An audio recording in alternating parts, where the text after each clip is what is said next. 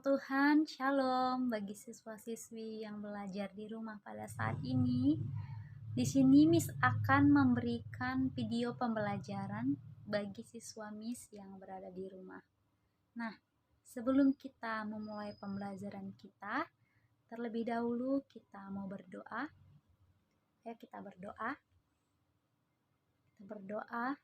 Bapa di dalam surga, kembali kami ucap syukur pada pagi hari ini ya Tuhan, buat kasih dan anugerah Tuhan yang Tuhan berikan bagi setiap kami.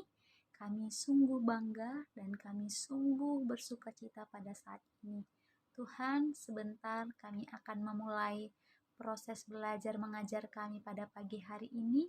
Kiranya Tuhan menolong kami, memberikan kami semangat, hikmat, pengetahuan, kebijaksanaan daripada Tuhan saja.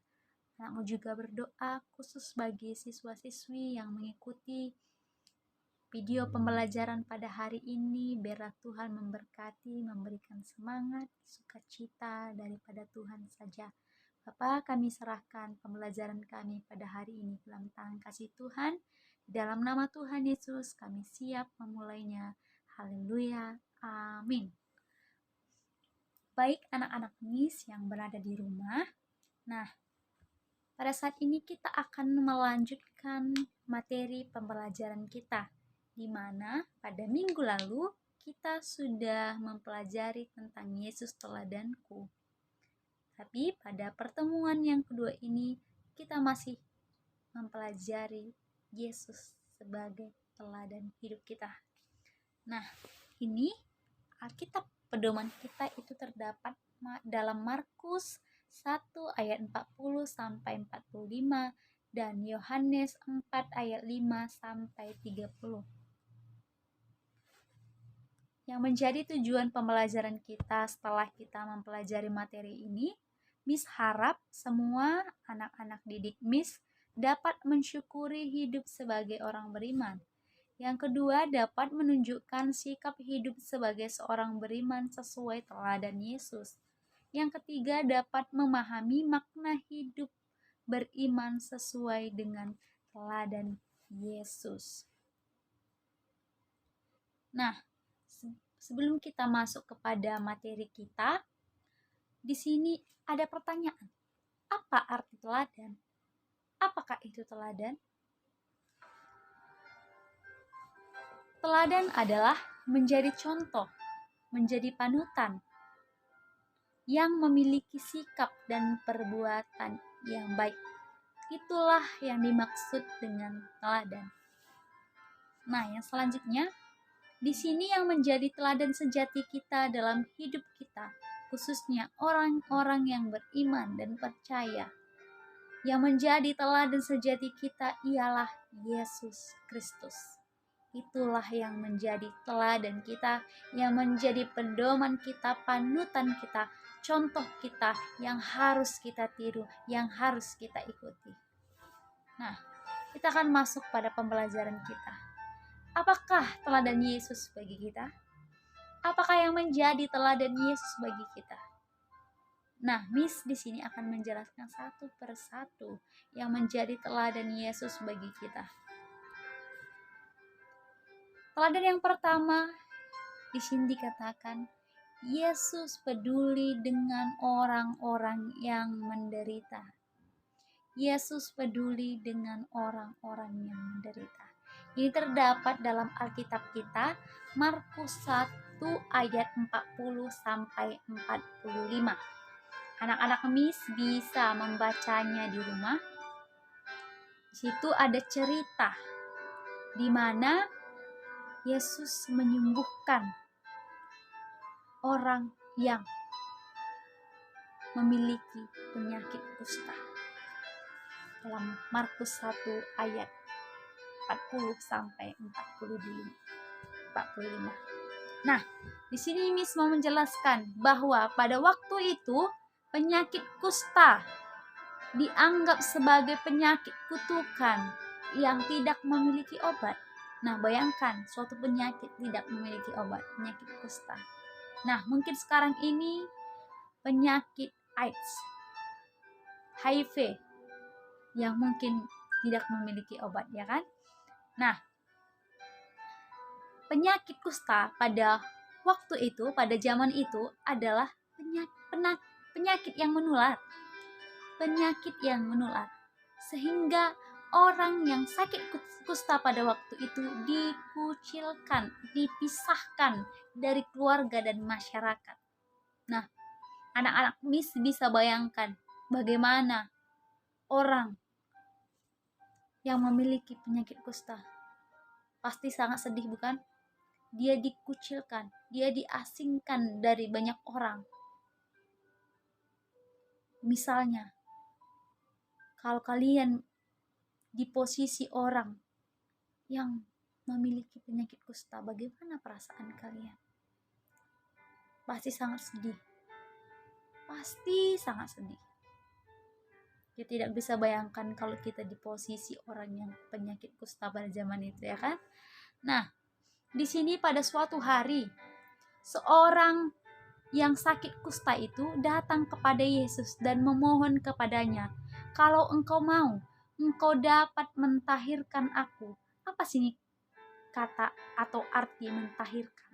Mentahirkan di sini menyembuhkan dia dari sakitnya, penyakit kustanya. Di dalam ayat 41, di situ ada jawaban Yesus, ataupun bisa sebagai perasaan Yesus. Nah, itu dikatakan, maka tergeraklah hatinya oleh belas kasihan. Tergeraklah hati Yesus oleh belas kasihan. Lalu Yesus mengulurkan tangannya dan berkata, "Aku mau, jadilah engkau tahir." Dan orang kusta itu pun langsung sembuh.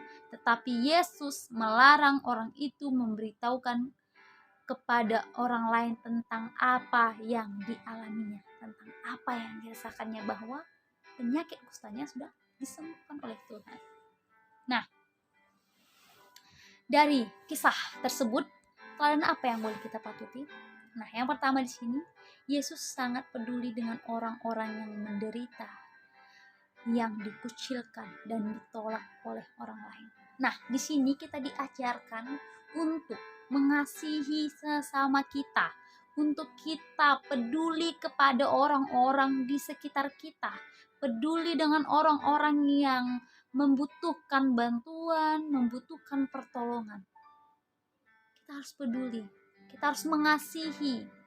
Nah, contoh kecil, saat ada orang tua, nenek-nenek ingin menyeberang jalan. Nah, apa yang menjadi tindakan kita sebagai remaja Kristen? Kita harus menuntun, kita harus membantu nenek tersebut. Kita harus menyeberangkan nenek tersebut. Itu adalah salah satu contohnya, contoh kecil. Kita harus mengasihi sama kita harus menolong orang-orang yang membutuhkan pertolongan. Contoh yang lain, minta maaf, contohnya orang yang buta, orang yang lumpuh, orang yang meminta-minta di jalan, yang mungkin kakinya patah. Nah, kita sebagai remaja Kristen, kita harus bisa menunjukkan kasih kita. Kita bisa memberikan sedekah, memberikan bantuan kepadanya, karena kita ini adalah tangannya Tuhan. Kita bisa mengulurkan berkat kita. Mungkin sebagai anak-anak remaja Kristen, kita tidak memiliki uang karena kita belum bekerja, tapi bisa kita sisihkan dari jajan kita. Kita bisa kasih 2.000, kita bisa kasih 1.000. Nah, itu sangat membantu bagi mereka yang membutuhkan, bisa memperpanjang kehidupan mereka dengan bantuan kita yang sedikit itu. Nah, di sini Miss mengingatkan atau mengajak anak-anak Miss di rumah yang mendengarkan video pembelajaran ini agar mengasihi, agar peduli kepada orang-orang yang membutuhkan pertolongan, orang-orang yang di luar sana yang menderita, yang mengalami persoalan. Kalau kita masih bisa membantu, kenapa kita boleh bantu? Kenapa tidak? Kita harus membantunya, karena kita sebagai orang Kristen, kita harus bisa menjadi garam dan terang bagi orang lain. Nah, yang bisa disampaikan dari Yesus peduli dengan orang menderita. Nah, yang selanjutnya kita akan masuk kepada materi yang kedua. Di sini dikatakan Yesus dekat dengan mereka yang dilecehkan. Ini dalam Alkitab kita Yohanes 4 ayat 5 sampai 30. Nah, di situ ada suatu cerita tentang Yesus dengan perempuan Samaria. Nah, di mana Miss menghimbau anak-anak di rumah untuk membaca kisah Yesus dan Samaria di dalam Yohanes 4 ayat 5 sampai 30.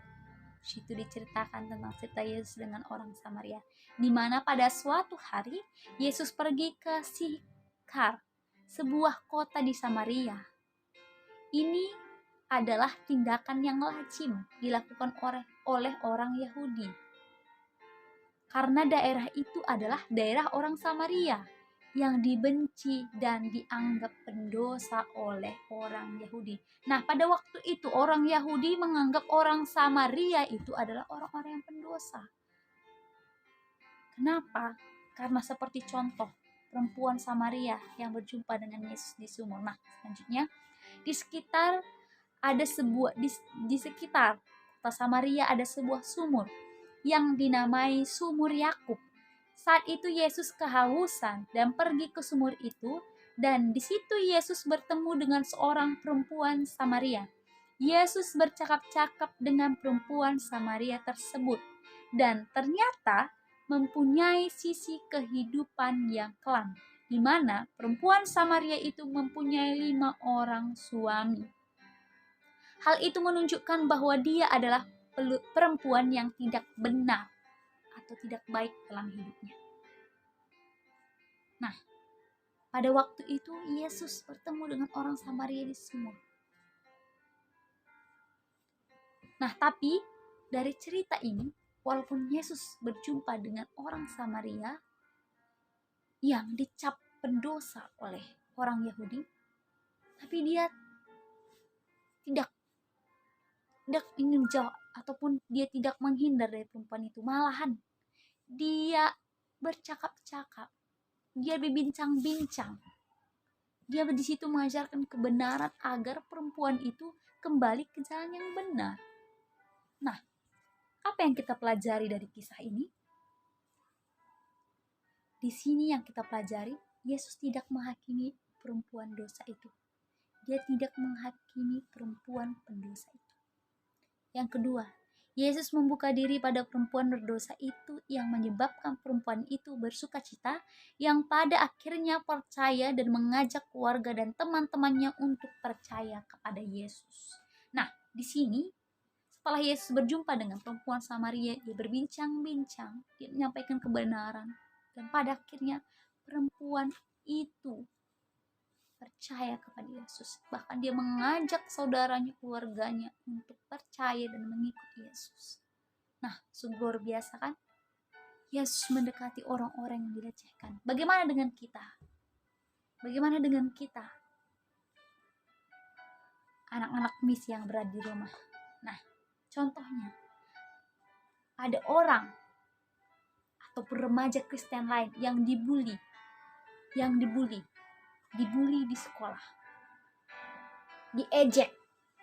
Bagaimana sikap kita sebagai remaja Kristen? Apakah kita juga menjauhi karena ada sesuatu hal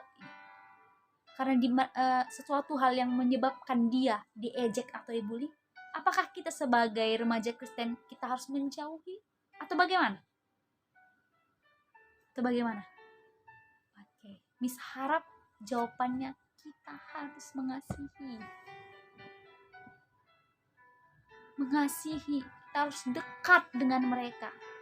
Nah, dekat di sini dimaksud bukan harus menempel ya, bukan, jaga jarak. Sekarang lagi corona, jaga jarak, awas ada virus. Oke. Nah, di sini dekat maksudnya kita harus mengasihi. Kita bisa memberikan semangat, contohnya memberikan motivasi walaupun dia dibully, dilecehkan.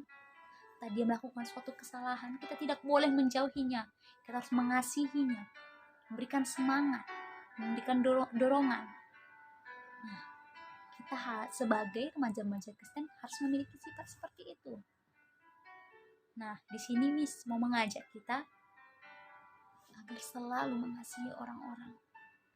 Mengasihi orang-orang yang mungkin dilecehkan, yang mungkin dibully, diejek. Kita harus bisa mengasihi. Kita harus bisa memberikan motivasi. Bahkan kita bisa memberikan firman Tuhan, sharing firman Tuhan, memberikan kebenaran, sehingga dia juga bisa kuat, bisa berdoa kepada Tuhan, bisa pulih walaupun diejek orang. Dia tetap kuat, dia tetap sabar karena dia memegang firman Tuhan. Nah, ini yang Miss harapkan bagi siswa-siswa Miss yang di rumah, terus mengasihi orang-orang yang di sekitar kita. Oke, yang selanjutnya, yang ketiga, di sini dikatakan Yesus membenci ketidakadilan. Yesus membenci ketidakadilan. Ini dalam Matius 21 ayat 12 sampai 13. Nah, di situ dalam Matius 21 ayat 12 sampai 13 bercerita tentang Yesus pada hari raya Paskah pergi ke Yerusalem, di mana dia mendapati orang-orang di sana melakukan perdagangan. Nah, pada hari raya Paskah, Yesus pergi ke Bait Allah di Yerusalem. Ia sangat terkejut karena di sana ia menyaksikan pemandangan yang sungguh tidak layak bagi sebuah Bait Allah. Apa Bait Allah? Bait Allah adalah tempat ibadah. Bait Allah adalah rumah Tuhan. Kalian bisa bayangkan rumah Tuhan dijadikan tempat berjualan. Kalian bisa bayangkan tempat Tuhan dijadikan tempat berjualan. Nah, bagaimana perasaan kalian? Bagaimana perasaan kita kalau itu terjadi pada gereja kita? Nah, di sini, di mana pada waktu itu orang menjadikan bait suci itu sebagai tempat perdagangan atau memperjualbelikan suatu barang. Tapi dari kisah ini kita bisa melihat Yesus tidak menutup mata dengan keadaan yang tidak sesuai dengan kebenaran, di mana bait Allah itu disalahfungsikan. Nah, di sini Yesus tidak berdiam, tidak hanya melihat ketika orang-orang berjualan di depan bait Allah. Bahkan Yesus, kalau kita lihat dari cerita Matius 21 ayat 12 sampai 13, di situ dikatakan bahwa Yesus marah. Yesus di situ Yesus mengacaukan semua perdagangan. Dia membalikkan semua orang-orang yang berdagang pada waktu itu. Di situ Yesus marah karena orang-orang menjadikan tempat ibadah sebagai tempat perjualan.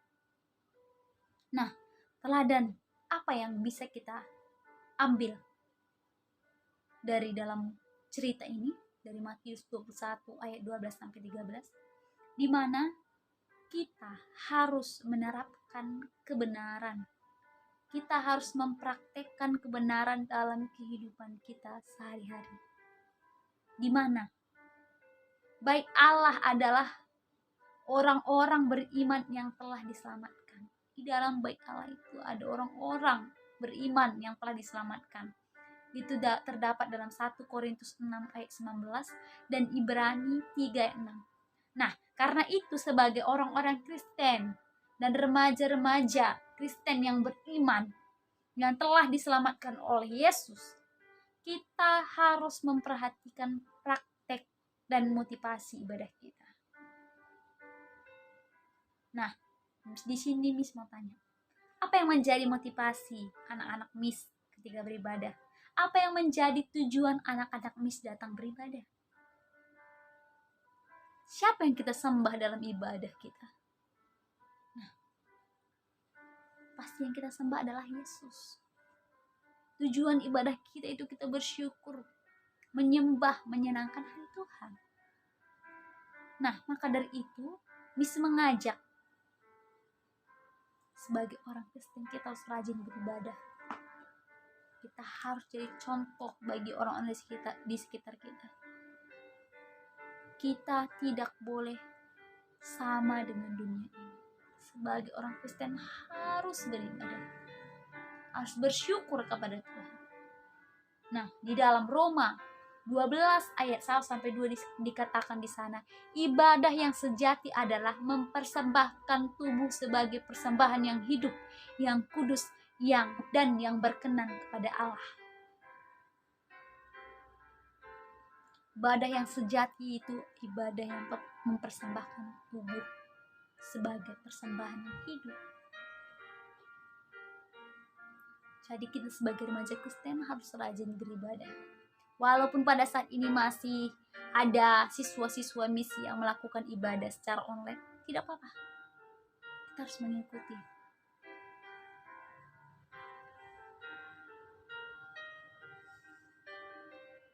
Ini yang bisa sampaikan kepada siswa-siswa mis agar rajin beribadah. Oke, yang selanjutnya. Yang keempat, Yesus berdoa kepada Bapanya di dalam Lukas 22 ayat 39 sampai 43. Yesus berdoa menggesmani pada waktu itu. Ketika kita sudah membahas sifat dan sikap Yesus yang dapat kita teladani. Nah, sekarang yang menjadi pertanyaannya, dari mana Tuhan Yesus memiliki kekuatan dan kemampuan untuk menjalankan hidup seperti itu? Bagaimana Yesus bisa taat? Bagaimana Yesus bisa mengasihi orang-orang yang berdosa? Orang-orang yang dilecehkan, orang-orang yang menderita. Nah, bagaimana? Kenapa Yesus bisa taat? Nah, jawabannya ialah di dalam Markus 1 ayat 35. Di mana pagi-pagi benar waktu hari masih gelap, ia bangun dan pergi keluar. Ia pergi ke tempat sunyi dan berdoa di sana. Tuhan Yesus selalu menyisihkan waktu untuk berdoa kepada Bapanya. Bahkan menjelang kematiannya pun, Yesus tetap memilih taat kepada Bapanya dalam menghadapi penderitaan, dan ia pun kembali berdoa kepada Bapanya. Maka seorang malaikat dari langit menampakkan diri kepadanya untuk memberi kekuatan kepadanya. Mengapa Yesus memiliki kekuatan dan kemampuan untuk menjalankan hidup seperti itu? Karena dia selalu dekat kepada Bapa. Dia selalu berdoa kepada Bapa. Dia memiliki hubungan yang akrab dengan Bapa. Nah, bagaimana dengan kita remaja-remaja Kristen? Bagaimana dengan anak-anak misi yang berada di rumah? Apakah kita selalu berdoa? Apakah kita memiliki hubungan yang baik dengan Tuhan lewat doa kita? Nah, kalau belum, mulai hari ini Miss mengingatkan kita dan mengajak kita untuk berdoa senantiasa, untuk berdoa setiap waktu, tidak lupa berdoa kepada Tuhan. Karena kalau kita berdoa kepada Tuhan, kita mendekatkan diri kepada Tuhan, kita memiliki hubungan yang akrab kepada Tuhan, maka Tuhan akan memampukan kita dalam menjalani setiap kehidupan kita. Khususnya pada saat ini, di dunia kita ini semakin hari semakin berkembang. Banyak godaan-godaan yang membuat kita remaja-remaja Kristen yang menjauh kepada Tuhan lewat dari handphone yang semakin canggih. Nah, ingatkan kembali, kita harus berdoa biar kita jauh dari segala godaan dunia. Walaupun kita digoda oleh godaan dunia, kita tetap berpegang kepada firman Tuhan. Kita tetap ada di pihak Tuhan. Tuhan selalu menuntun kita, Roh Kudus selalu menolong kita. Nah, itu yang Miss bisa sampaikan kepada kita tentang Yesus yang menjadi teladan dalam hidup kita, di mana kita harus mengasihi orang-orang. Kita harus mengasihi orang yang menderita. Kita harus peduli dengan orang-orang yang membutuhkan pertolongan. Nah, itu hal-hal ataupun teladan yang boleh kita contoh dari Yesus. Nah, yang menjadi kesimpulan kita pada hari ini, disimpulkan bahwa kunci untuk berhasil memiliki sifat Allah adalah memiliki hubungan yang dekat dan akrab dengan Allah. Kunci untuk berhasil memiliki sifat Allah harus memiliki hubungan yang dekat dengan Allah, dengan berdoa, dengan membaca firman Tuhan, dan melakukan firman Tuhan itu dalam kehidupan kita sehari-hari, dalam aktivitas kita sehari-hari. Nah, ini yang menjadi kesimpulan kita pada hari ini. Biarlah Miss harap anak-anak Miss dapat mengerti, memahami materi yang Miss sampaikan, dan dapat kita lakukan dalam kehidupan kita sehari-hari. Kita belajar untuk meneladani tokoh sejati, yaitu Yesus Kristus, pedoman hidup kita. Tuhan Yesus memberkati kita.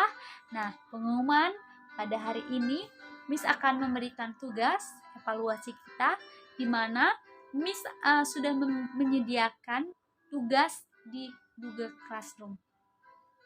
Nah, Miss harap kalian bisa mengerjakan soal yang sudah disediakan. Saya harap, Miss harap semuanya mengerjakan dengan baik dan benar. Oke, ini demikian materi pembelajaran yang boleh Miss sampaikan pada hari ini. Miss kembali mengingatkan kepada siswa-siswa Miss yang berada di rumah, tetap semangat, tetap jaga kesehatan, tetap sukacita, rajin berdoa, rajin baca Alkitab, rajin ibadah. Semangat, Tuhan Yesus memberkati kita. Jesus bless. Oke, sebelum kita mengakhiri, kita tutup pembelajaran kita. Bapa di dalam surga, kembali kami ucap syukur pada saat ini ya Tuhan, kami boleh belajar bersama, kami boleh belajar mengenai Yesus yang menjadi teladan kami, yang menjadi panutan kami, contoh dalam hidup kami. Ajari kami ya Tuhan, tolong kami agar bisa kami, agar mampu kami menjalankan sesuai dengan aturan Tuhan, perintah Tuhan. Kiranya Tuhan yang selalu menolong kami, mampukan kami, khususnya bagi anak-anak siswa-siswi yang mengikuti pembelajaran pada hari ini. Tuhan memberkati, yang memberkati setiap studi mereka, memberkati keluarga mereka. Biarlah Tuhan Yesus senantiasa memberikan semangat, kesehatan bagi setiap mereka. Bahkan Bapa, kami akan mengakhiri pembelajaran kami, dan apapun yang menjadi kegiatan kami ke depannya, Tuhan Yesus yang menyertai kami. Di dalam nama Tuhan Yesus, kami berdoa dan mengucap syukur. Haleluya. Amin. Shalom.